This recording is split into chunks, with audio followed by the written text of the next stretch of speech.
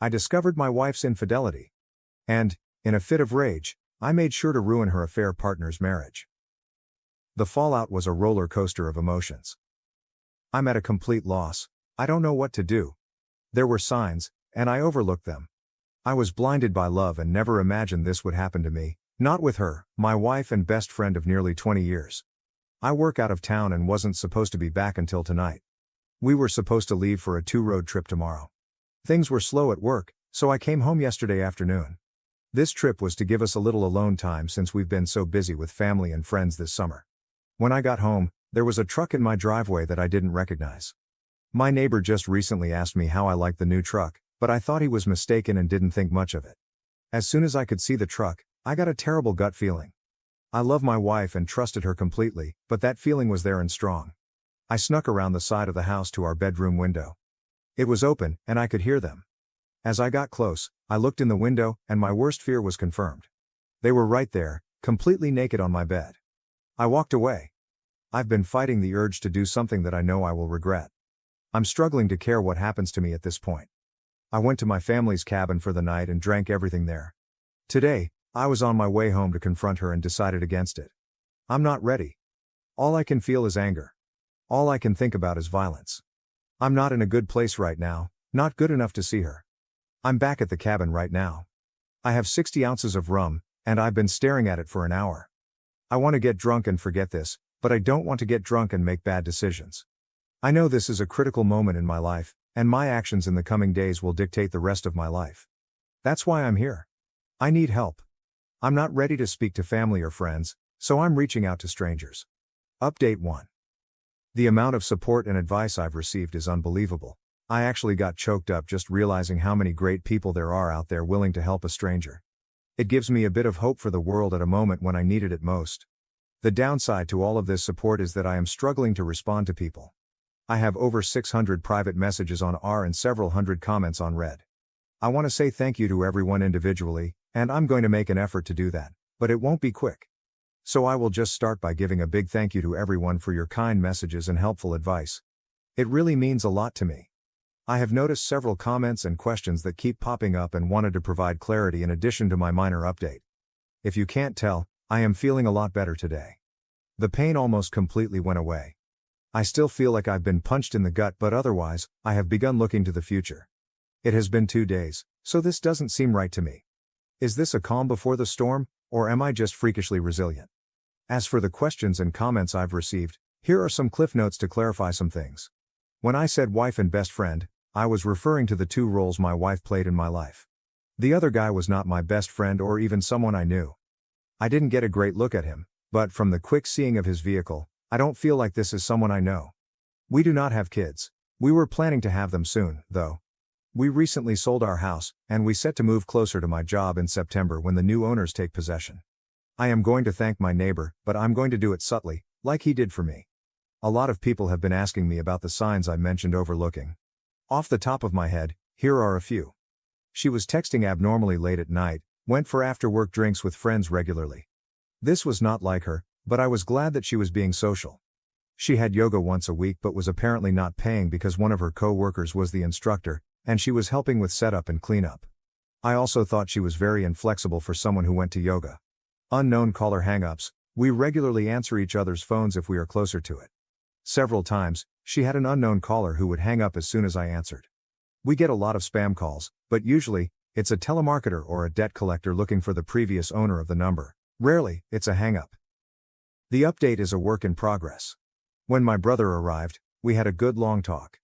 He has been my true best friend, and I realized I need to always remember that and know that he will always be there for me without judgment, the same way I would be for him. He really sets the standard for what a true friendship is, even if we fight on occasion. Since I was supposed to be home last night, I decided to respond to my wife's text. We aren't allowed to have phones on site, so it was reasonable for me to only be texting her.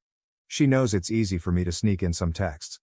I wrote her and said I needed to go to one of my company's remote sites and wouldn't be able to call her until the end of the weekend. I told her that I would cancel all of the reservations and rebook later. She said she could take her best friend with her this weekend to the romantic bed and breakfast on a vineyard that I booked.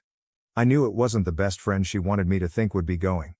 I told her that I already gave it to my brother and his wife since it was non-refundable, and they would pay me back in a month. This morning, I canceled all of the reservations except the romantic one.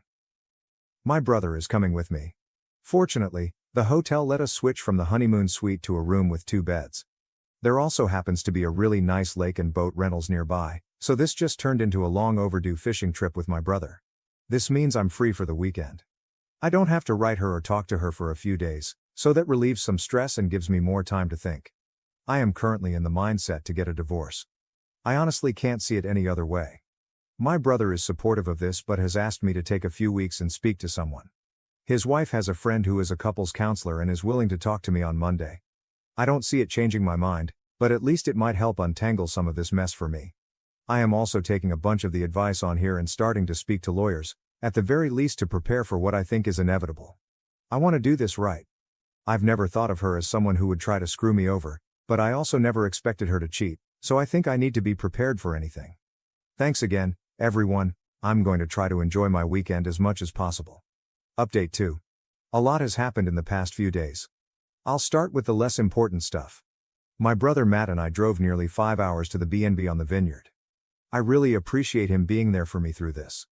It was more of a venting session than anything, but it really helped clear my head. After spending the better part of the drive whining to him, I just wanted a little alone time while he wanted to go out for dinner. I stayed in the room, and he went out to eat and took me back some food. He also managed to rent a boat for the next day. On Saturday, we hit the water. The owner of the B&B knew about our plans for fishing and was nice enough to pack us a small cooler of food and drinks. It was their way of making the romantic package more useful for 2 brothers. It was a nice gesture. Fishing wasn't good. We both caught a couple of trout that we had to release due to their size, so the snacks from the B&B worked out great. We stopped fishing at mid-afternoon and then drove around to all of the vineyards and fruit stands, buying food and cases of wine for Matt's wife Jen. That night, we went for the biggest tomahawk steak we could find. On Sunday, we drove back to Matt's place. He lives in the next town over from me, which is about an hour away from my place. When we arrived, Jen was there, and we all sat and cracked a bottle of white we had chilling in the cooler. This is when the weekend officially ended for me. Jen told me that while we were away, she decided to go spy on my wife. She told me that the guy was at my place on Friday night all night, but on Saturday morning, she managed to get there just as he was leaving. She followed him home and found the apartment where he lived. My wife stayed over there on Saturday night, the same time she was sending me text messages saying she loves me and misses me. Jen said that she was splitting her time between visiting family who live in my town and stalking my wife.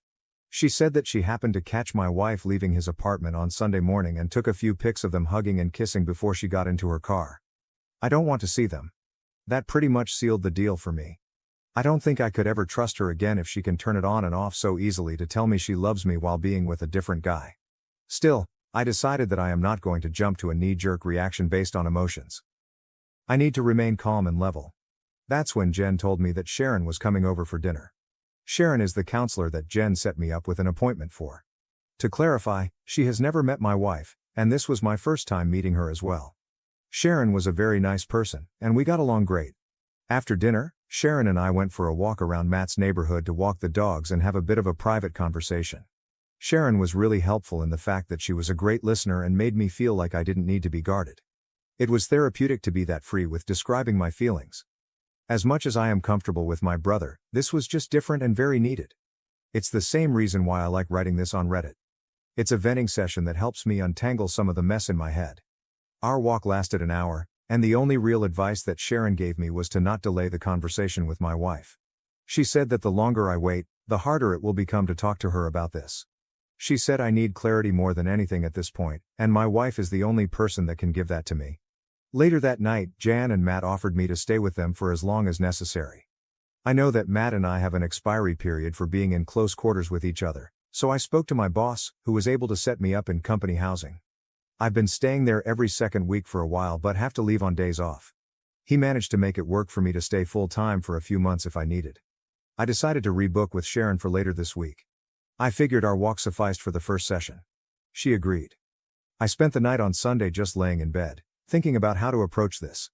I struggled with this because even the imaginary scenario in my head was making me angry or sad. I decided I would just wing it. I'm usually good under pressure. Yesterday, I woke up and said my goodbyes to Matt and Jen. I drove towards home and was thinking what if he was there when I arrived. Then I thought that it would likely just put me back in the angry spot I was a few days ago. I decided to do a drive-by first. Neither his truck nor my wife's car were there. I went inside and grabbed a bunch of essentials and things I don't want to part with, mainly just some photos and old family heirlooms. I got them all packed up in my truck and then headed over to the guy's apartment. Her car wasn't there either, but his truck was. I decided to write her to see where she was. She said she was getting groceries. I trust her so little right now that I drove by the grocery store and actually confirmed she was there.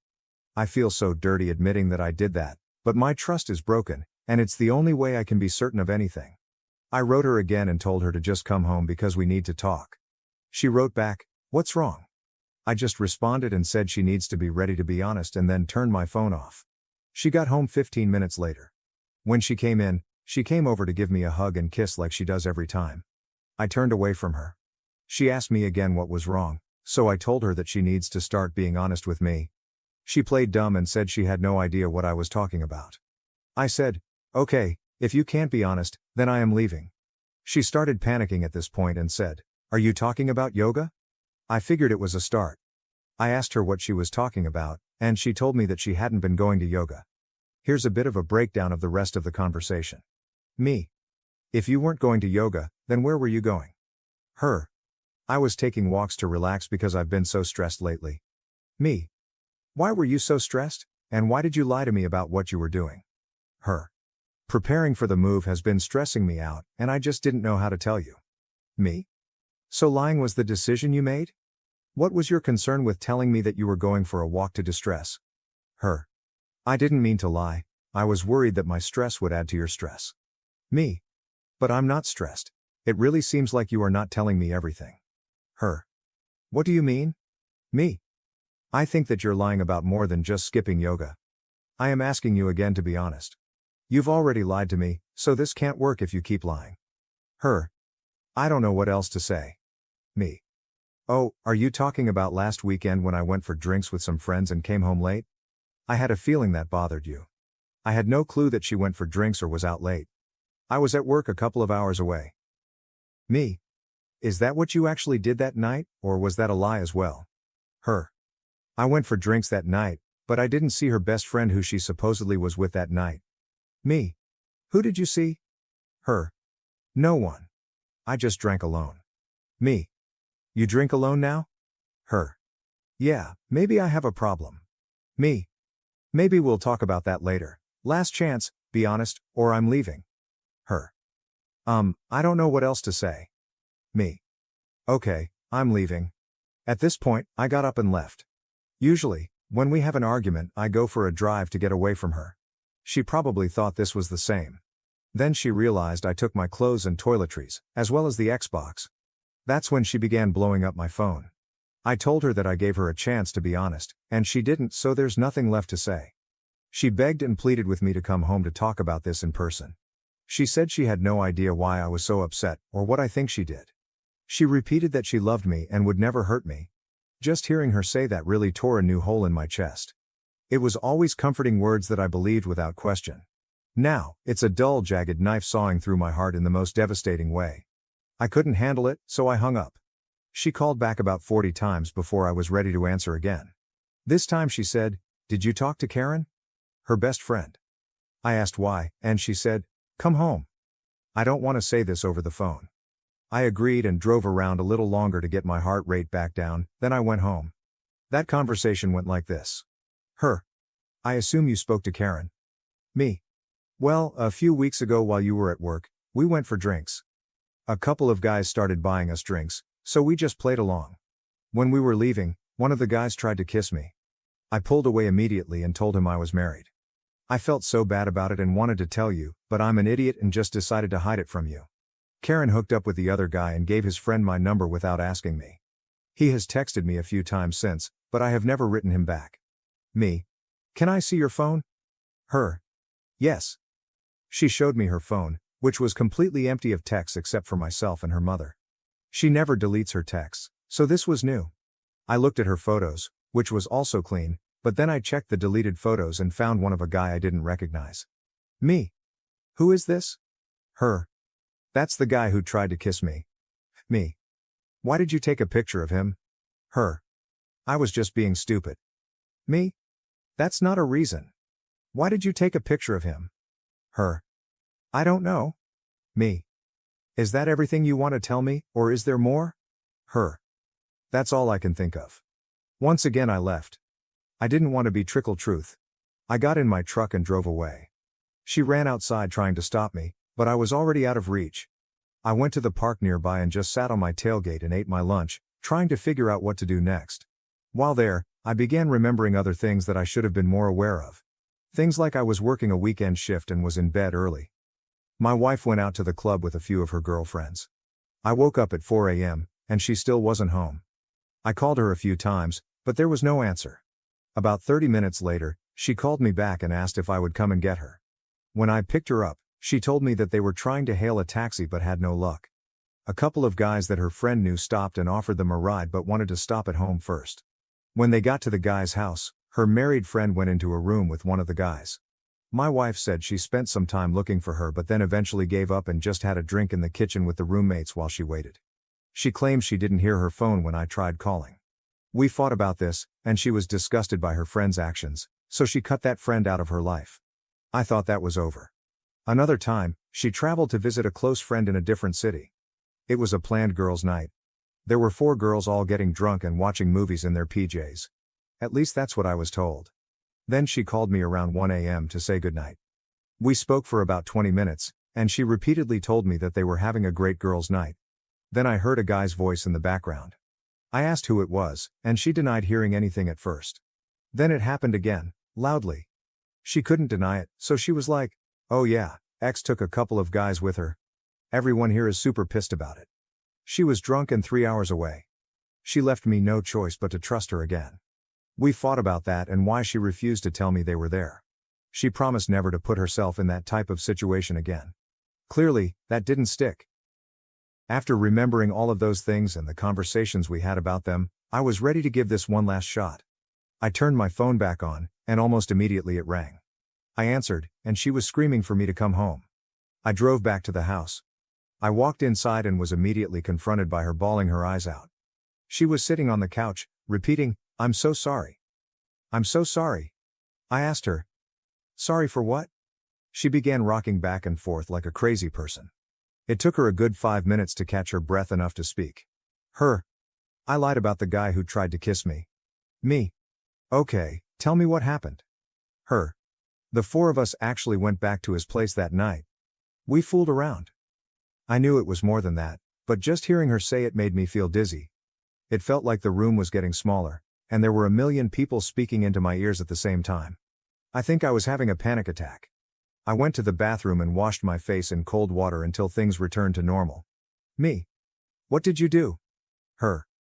Do you want me to actually tell you? Me. Yes. Her. He fingered me, and I gave him a blowjob. Me. Was that it? Her. Yes. Me. I'm not playing this game any longer. You either tell me everything right now, or this will be the last time we speak. She began bawling again and took another few minutes before she was able to speak. Her. We met up again and had sex. Me. I'm so sorry. I love you, and I would do anything to make up for this. Me. Just the one time? Her. If I tell you the truth, please give me a chance to do anything I can to make up for it, please? Me. I'll think about it. Her. It was an affair. We had been hooking up while you were out of town for work. It's been going on for almost a month now. He is married, and they are about to get divorced. Me. Does he know you're married? Her. Yes. Me. If he's having an affair because his marriage is failing, does that mean you think ours is failing?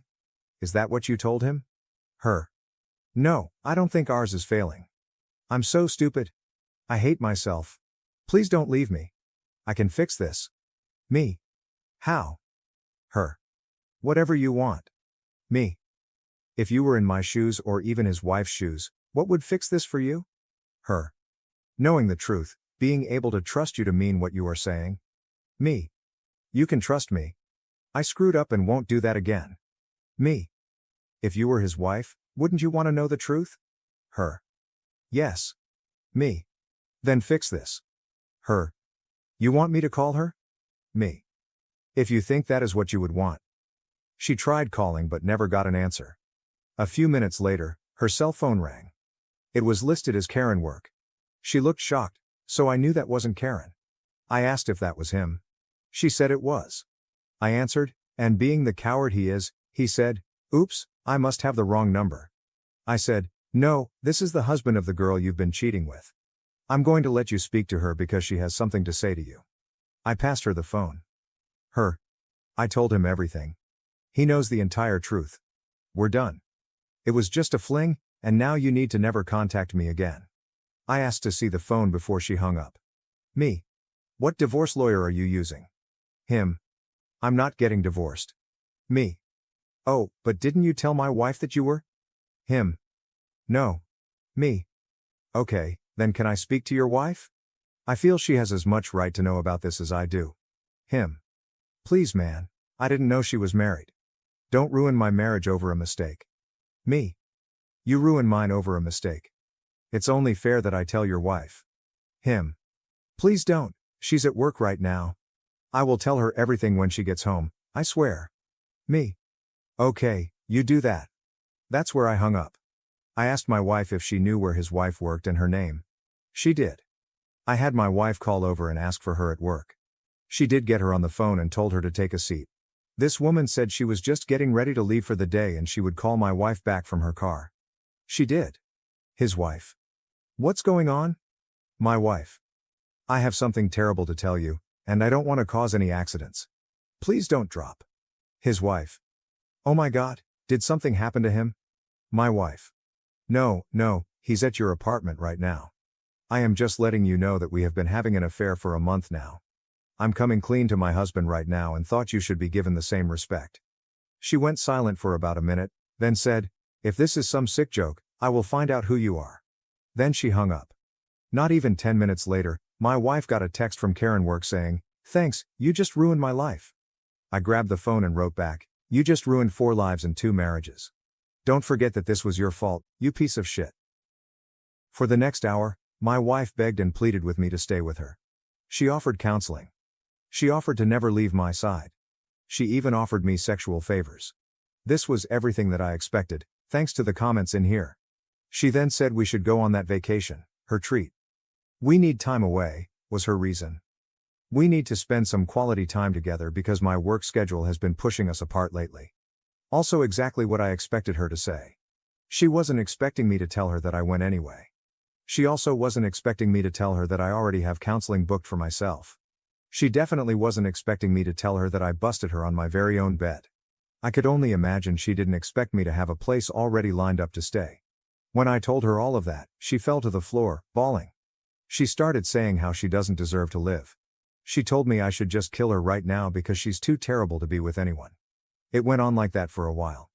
I stayed for a total of 4 hours, listening to her make excuses, then try to hug me or cuddle me or even blow me if I would just stay and work through this with her. In the end, I called Karen and told her that her cheating friend is suicidal and that she should come keep an eye on her. Then I left. It's been almost a full day since that went down, and I haven't spoken to her since. She has been calling and texting me all day. Her friends and family have been calling and texting me all day. Everyone has a different excuse or a different plea for empathy. Her father is the only one who wrote me and told me that I need to do what is best for me and that he will always love me like a son, no matter what happens. Reading that was what made me have a good cry for the first time since all of this began. I meet with Sharon, my counselor, tomorrow and a lawyer on Thursday. I think I know where this is going, but until it happens, I'm just not sure about anything. I'm sorry for the overly long-winded story. It just helps to vent in this way. Again, I really appreciate all of the comments and messages. The people sharing their own stories like this are really helping me feel less broken and giving me more hope. I sincerely appreciate everything you've all said and done for me.